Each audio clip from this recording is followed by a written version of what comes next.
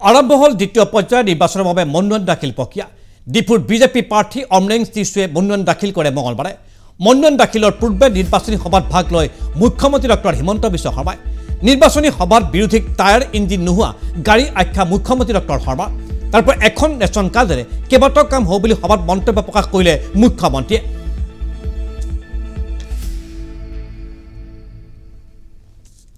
সেয়া আছিল মুখ্যমন্ত্ৰীৰ আজিৰ দিনটোৰ এক বিশেষ বাতৰি।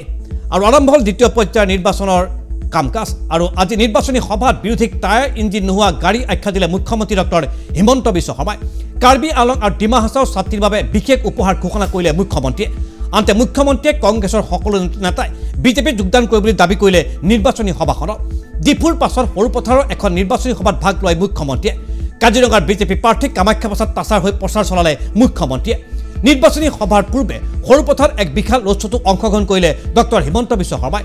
সৰুপথাৰতে গৌৰৱ গগৈয়ে হিটলাৰ আখ্যা দিয়া কাৰ্যৰ প্ৰত্যুত্তৰ প্ৰদান কৰিলে ৰাজ্যৰ মুখ্যমন্ত্ৰীগৰাকীয়ে। আৰু মুখ্যমন্ত্ৰীগৰাকীয়ে আজি ভাষণ প্ৰসংগত ৰাজ্যবাসীক উদ্দেশ্য কৰি প্ৰকৃততে কি ক'ব খুজিছে। আৰু আপোনালোকে অৰুণোদয় সুধি থাকিব নালাগে। যাৰ যাৰ ঘৰত ৰেচন কাৰ্ড আছে তাৰ ঘৰত মই ডাইৰেক্টলি অৰুণোদয় দি দিম। হ'ব, এতিয়া আপোনালোকক এখন আমি সাৰ্ভে ফৰ্ম বনাইছো। কাৰ কাৰ ঘৰত ৰেচন কাৰ্ড আছে কিন্তু অৰুণোদয় নাই, আপোনালোকে মোক লিষ্টটো বনাই দিব প্ৰত্যেক বুথৰ পৰা। আৰু মই আপোনালোকক কমিটমেণ্ট কৰিছো যে 2024 চনৰ ভিতৰতে কাৰ্বি আলং আৰু ডিমা হাছাও জিলাত যিমান মানুহৰ ঘৰত ৰেচন কাৰ্ড আছে সকলোকে মই অৰুণোদয় দিয়াৰ ব্যৱস্থা কৰিছো। ভাল কথা কলো নে নাই? ভাল কথা কলো নে নাই? অলপ ফূৰ্তি কৰক, ডাঙৰ কৰি হাত চাপৰিটো বজাই দিয়ক, হয় নে নহয়? ঠিক আছে, এতিয়া মই আৰু এটা কথা ক'ব খুজিছো।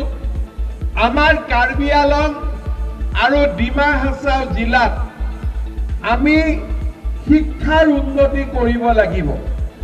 সেইকাৰণে এইবাৰ আমি এটা সিদ্ধান্ত লৈছো যে কাৰ্বি আলং ডিমা হাছাওৰ যিমান ছোৱালী মেট্ৰিক পাছ কৰি কলেজত এডমিশ্যন ল'ব সব ছোৱালীকে মই চৰকাৰৰ পৰা 10,000 টকাকৈ গিফ্ট দিম। হ'ব, আৰু যিমান ছোৱালী ডিগ্ৰী পাছ কৰি হায়াৰ ছেকেণ্ডাৰীত নাম লগাব তেওঁলোকক মই 12,500 টকাৰ গিফ্ট দিম।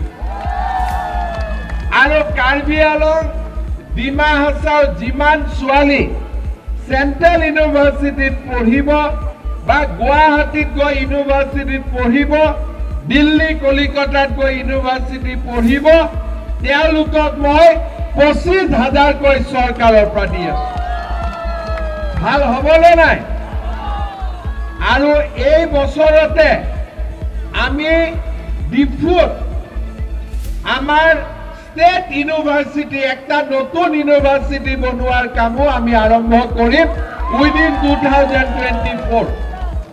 পিছৰ পৰা দেখিবলৈ পালে ৰাজ্যৰ মুখ্যমন্ত্ৰী ডক্টৰ হিমন্ত বিশ্ব শৰ্মাৰ নিৰ্বাচনী প্ৰচাৰ অভিযানৰ আজি বিশেষ অংশ। আৰু ডিফুত এইদৰে আজি নিৰ্বাচনৰ সময়ছোৱাত প্ৰতিশ্ৰুতিৰ বন্যা বলে ৰাজ্যৰ মুখ্যমন্ত্ৰী ডক্টৰ হিমন্ত বিশ্ব শৰ্মাই।